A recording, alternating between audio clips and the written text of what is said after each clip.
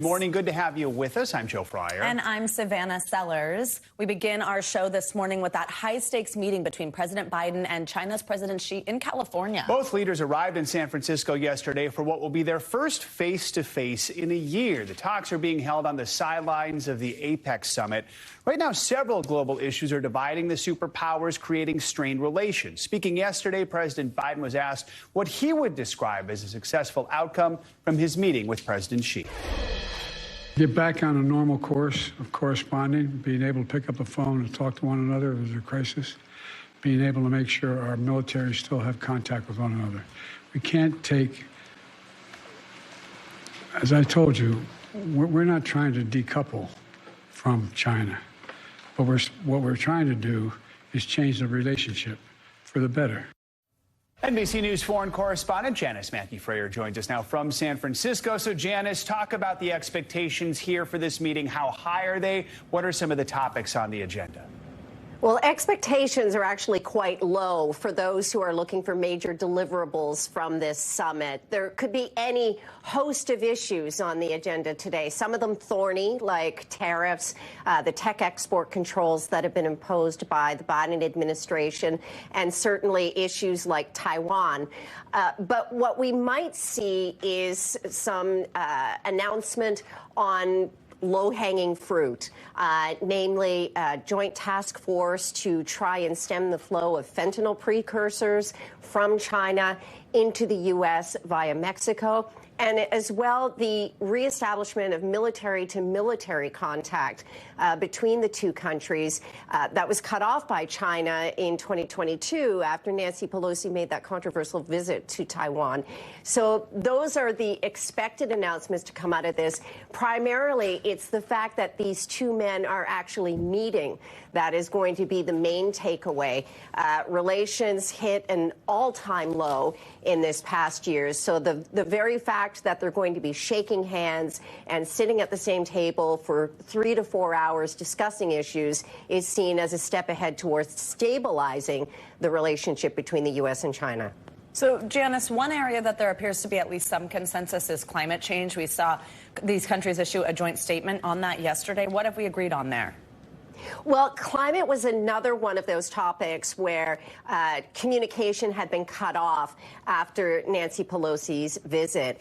It's now been reestablished. And this is important not only because John Kerry and his Chinese counterpart, Xi Jinping, have a good relationship. They talk quite often. But there had been no formal reestablishment of the climate working group. They're now saying that that is back on. So that's being seen as a step forward. As well, in meetings that they've had over the past week, they're saying that they're setting new global targets for renewables, as well as an agreement on methane and plastic pollution. But it will be the fact that this working group is on again that people will be looking toward in terms of trying to now have the U.S. and China move towards some of these climate targets. All right. Janice, thank you so much. Thank you. Well, we are a step closer this morning to avoiding a government shutdown. The House of Representatives passed a stopgap funding bill on Tuesday ahead of the Friday deadline. The bill now goes to the Senate, where it is also expected to pass. And then the president is expected to sign it. The bill passed in the House by a vote of 336 to 95, with 93 Republicans voting against it. That's more GOP no votes than the last government funding bill in September, which you may recall led to Kevin McCarthy's demise as House Speaker. His successor, Mike Johnson, was pressed by reporters on those defections after yesterday's vote. Your first big bill, sir, how does it feel? We just had to get the job done. We'll do it day by day. Any concern about the number of Republican defections there were? We'll get our team together and run the agenda. We're ready to do that. How do you get your team together from here? You'll see. NBC News congressional correspondent Julie Sirkin joins us with the latest here. Hey, Julie, good morning. So walk us through what happened on the House floor yesterday. How did Speaker Johnson get the support needed to pass this funding bill? Well, guys, the day started off with a statement from the House Freedom Caucus, the conservative wing among House Republicans, and they said flat out they're not supporting this bill. But as the day went on, we started to hear more and more from Democratic leadership saying this bill is not perfect. They thought the process was too system that Speaker Johnson set up was complicated and unnecessarily so. But regardless, they said that their members would support this bill. And sure enough, they did. Just 2 Democrats ended up voting against this continuing resolution in the House. Speaker Mike Johnson also spoke about this. He said, look, with his fragile majority, he wanted to do more. He wanted more cuts, but it's just not possible. Watch this. Getting us beyond the shutdown and making sure that government stays in operation is a matter of conscience for all of us. We owe that to the American people. I believe that we can fight on principle and do these things simultaneously. When you have a small majority, it requires some things are going to have to be bipartisan. But I think these are issues that every member of Congress should agree on. We are on an unsustainable track with our debt. Quickly, not only did Democrats end up overwhelmingly saving this bill in the end, but this really didn't even go through the regular process either. It didn't pass in the Rules Committee, the first procedural hurdle on Monday. That's why it had to pass under so-called suspension, meaning 2/3 of the House actually had to vote for it in order for it to pass. So you mentioned Democrats saving it. Has he now put himself at odds with members of his own party? Yeah, well, that's the big question now. I mean, this is virtually the same thing that ousted Speaker Kevin McCarthy went through just a couple of months ago. Even here, you actually had less Republicans supporting this bill than they did in McCarthy's version. But Johnson still seems to be in this honeymoon period. And when you look at what this bill actually does, he's saying that this will force Senate Democrats not to pass this massive spending package at the end of the year, will force them to work harder because it is staggered in these 2 tiers. You have some government agencies funded until January 19th. Others running out of money in the beginning of February. This means we have 2 potential shutdowns in our future. So this is going to mean that both sides, House and Senate, Republicans and Democrats, are going to have to work really hard to prevent that from happening. Senator John Thune, who's the number 2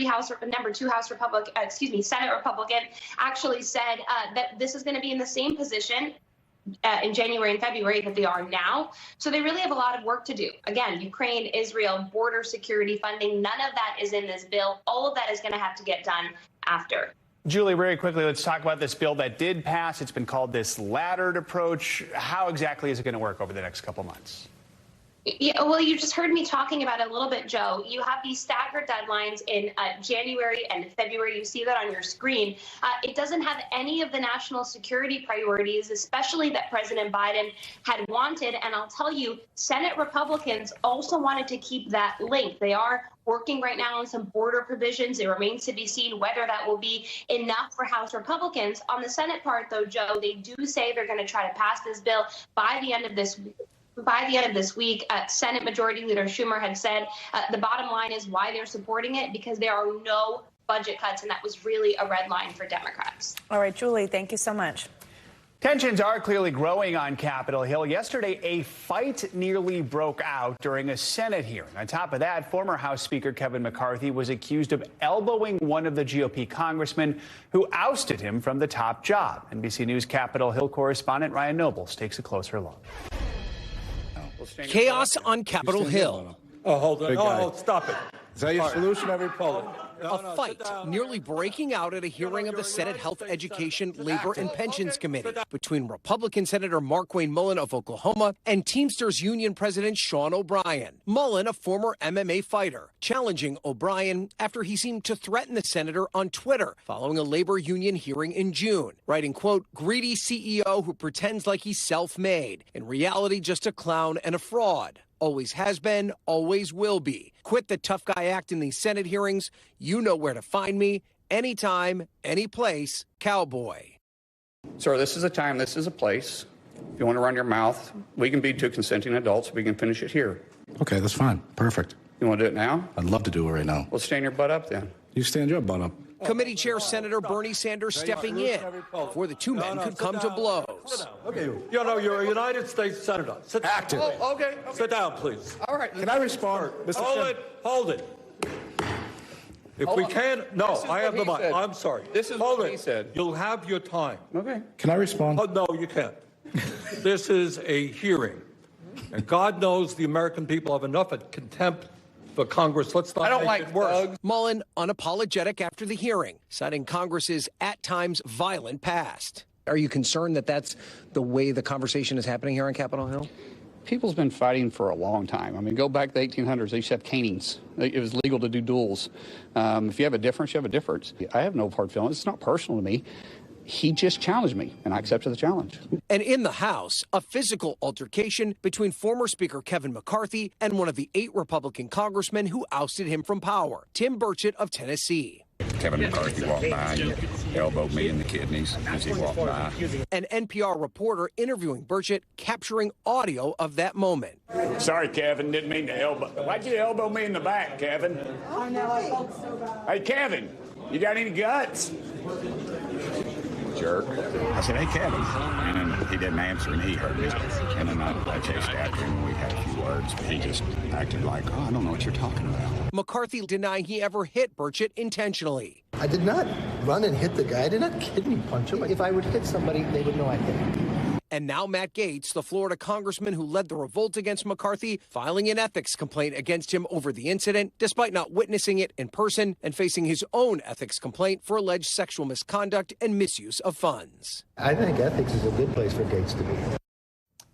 Our thanks to Ryan Nobles for that report. Also in Washington yesterday, tens of thousands of demonstrators took to the National Mall for the March for Israel. It was the largest pro-Israel demonstration in the U.S. since the war with Hamas began. Supporters spoke out demanding the release of hostages and an end to anti-Semitic attacks in the U.S.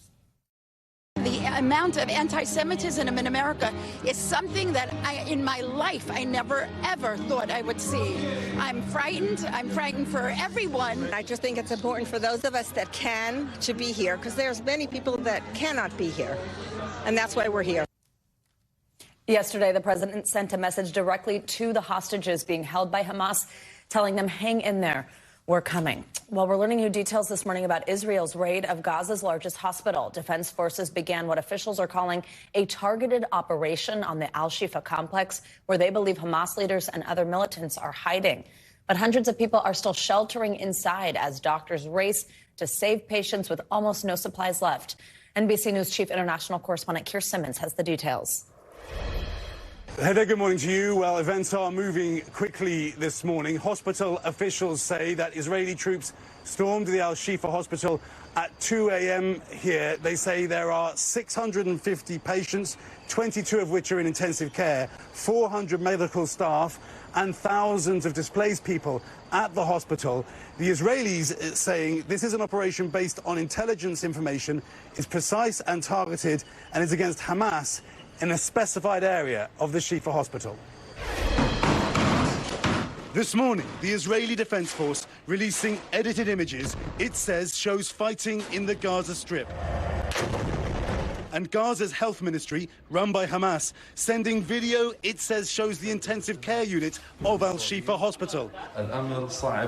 A shell hit, he says. There's gas and heavy smoke. We're evacuating patients. NBC News cannot independently confirm what the footage shows. Israel announcing an operation to target, quote, terrorist activity at Al-Shifa. Al-Shifa is where doctors say 36 premature babies are being cared for, with no power for incubators.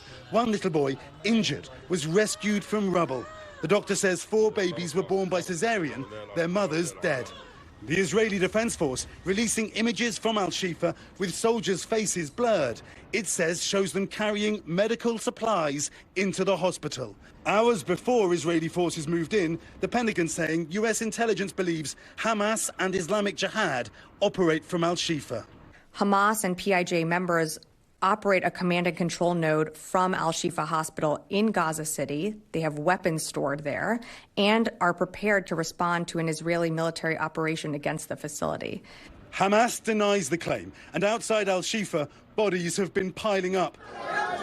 This morning, Jordan says targeting a hospital is a war crime. The head of the UN's Humanitarian Affairs says he's appalled. And the World Health Organization says it's deeply concerned. The UN says the Hamas terror attacks on October 7th and holding of hostages is also a war crime. And in Washington Tuesday, a massive and peaceful march showing solidarity for the hostages and protesting anti-Semitism. Organizers saying hundreds of thousands attended. Back in Israel, hostage families marching to Jerusalem this week. This is my mother, Shoshan. my sister Adi and her husband Tal. And this is their son Nave. He is 8 years old. This is Yahel. She's only 3 years old. 7 members of Yaval's family are held. His dad murdered. This is the last picture of him I have. Meanwhile, after the Israeli operation began, the National Security Council providing NBC News with this statement: "We do not want to see a firefight in a hospital where innocent people, helpless people, sick people trying to get medical care they deserve are caught in the crossfire." All right, Keir Simmons, thank you so much. Let's bring in Dr. Amber Ali on from Paris for more on this. She is the Deputy Operations Manager of Palestine for Doctors Without Borders. Doctor, thank you for joining us. We know Al-Shifa is now considered non-operational as it's being raided by Israeli forces. What are you hearing from those inside the hospital? I'm hearing the same. There are still medical staff and patients and internally displaced people who have been sheltering in Al-Shifa for weeks now, who are still currently inside the hospital, in the compound and inside the buildings of the hospital. So Doctors Without Borders is used to working in dangerous places around the world, but let's talk through what's possible both in this hospital in Al-Shifa at this point, but also just generally in an environment like northern Gaza. What is possible in terms of providing medical care? So I was in Al-Shifa about 7 weeks ago, and it's a huge hospital with 6 huge buildings. It's a tertiary care center. It's a university hospital. It's used to providing all sorts of levels of care. It is now completely rendered non-functional. The amount of injuries in Gaza at this point are over 29,000 due to the attacks on Shifa and the attacks in the north. We are out of communication, in fact, with the official numbers coming forward from our sources. But we know that over 27,000 people were injured a few days ago, and the numbers are just piling up. In terms of medical aid and medical capacity there, we're talking about multiple types of injuries and what we call polytrauma. So this could be abdominal, thoracic, back, head, and limbs. And these are the types of procedures and the types of injuries that require days, weeks, months, even years of recovery, which cannot be done in the circumstances that the patients are facing right now. And those are just the injuries. It doesn't even touch the health effects of not having access to water and food, which the 2.2 million civilians who are present in Gaza are actively facing. Another issue is fuel. U.S. officials say the United Nations is set to deliver fuel to Gaza today for the first time since this war started on October 7th. Will it make a difference in the north right now? Where can this fuel and any other resources that are getting into Gaza best be used right now? I think that the fuel needs to be. There are multiple priorities, and this is a huge consequence of the status of this war right now. The priority should be on running water, the water facilities, and on running hospitals so that we can treat the injured and deal with the huge health consequences. In terms of the fuel that's being allowed in, from my understanding, it's enough to run trucks to be able to receive trucks across the border, but nowhere near what's needed to address all of the needs in the Gaza Strip right now. All right, Dr. Amber Ali, thank you for your time this morning. We appreciate it. Yes, we do. Thank you. Well, family members of Americans being held hostage in Gaza are now speaking out. NBC's Lester Holt sat down with them for an exclusive interview yesterday after their meeting at the White House. They are joined in their anguish, but also in the hope that their loved ones will return. Family members of the Americans being held hostage by Hamas in Gaza. I sat down with them in Washington for an exclusive interview. My name is Ronan and Orna Nutra. We're the parents of Omer Nutra, born and raised on Long Island, and was abducted in Gaza. My name is Yehuda Beinin. My daughter Liat and her husband Aviv were abducted from Kibbutz Nir Oz on October 7th. For 39 days, they've been living a nightmare. My name is Hannah Siegel. My uncle Keith Siegel and his wife Adrienne were abducted from Kibbutz Kfar Aza on October 7th. My name is Yael, and this is Roy Alexander. We're from Jersey. And my son, Idan, is 19 and is abducted to Gaza. Their loved ones, all Americans, were taken by terrorists. My name is Jonathan Dekel Chen. My son is Sagi Dekel Chen, taken hostage by Hamas from Kibbutz Nir Oz on October 7th. My name is Lubi Chen, New York City, born and raised here with my son, Ro'i Chen. I am the father of Itai Chen, 19, abducted and kidnapped by Hamas. 39 days of anguish, not knowing how they are or when they might come home. My name is John Polin. My wife, Rachel Goldberg. Our son, Hirsch, was taken from the music festival. There are 12 of you here, but you were speaking with one voice on behalf of those who have been taken.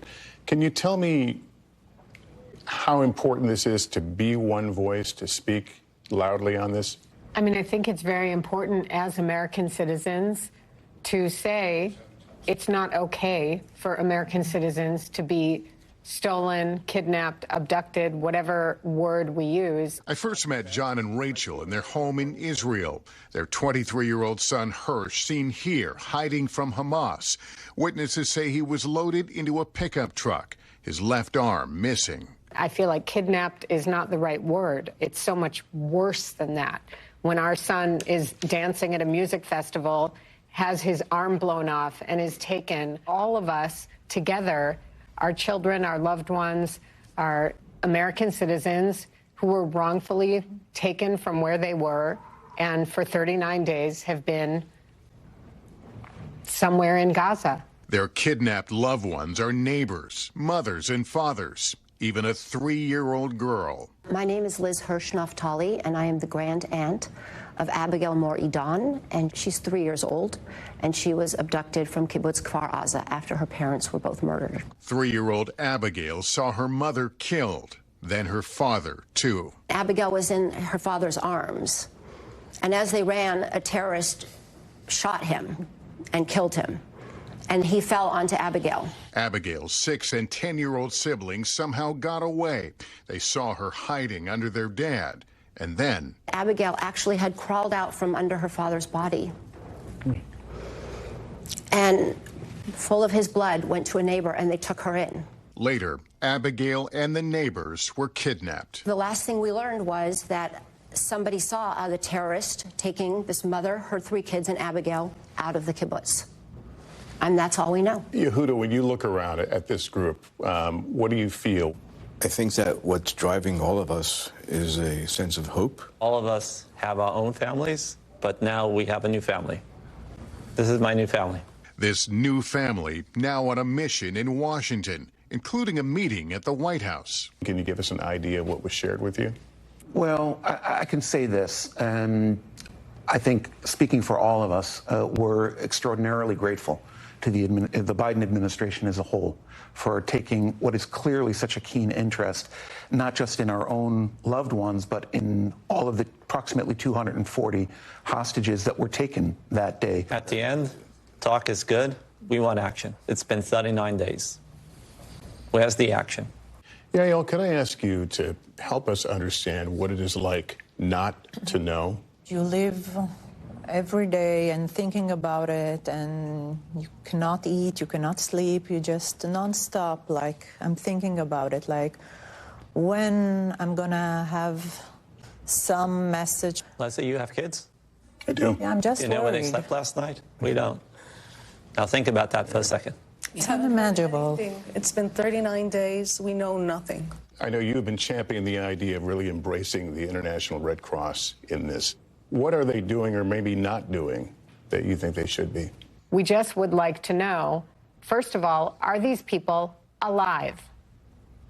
And if they're alive, are they getting any sort of basic medical treatment? Lester, there's a huge amount of pressure on Israel to supply humanitarian support to the Gaza Strip. We understand. Where is the pressure to get our kids back home? Where's the pressure to get the Red Cross in? We don't feel that pressure. I would say also, Lester, that this dilemma, this impossible challenge that we all face, it speaks to the context of this situation. We're dealing with, unfortunately, a murderous, savage organization, Hamas. You're surrounded by some of the posters, of course, bearing the images of your loved ones, but we have seen people tear down these kinds of posters. I'm just wondering what it's like to witness that. I don't understand it. I think if you listen to the stories like we've been listening now, how can you do that? It's very hard for us to understand what you're talking about, ripping down posters.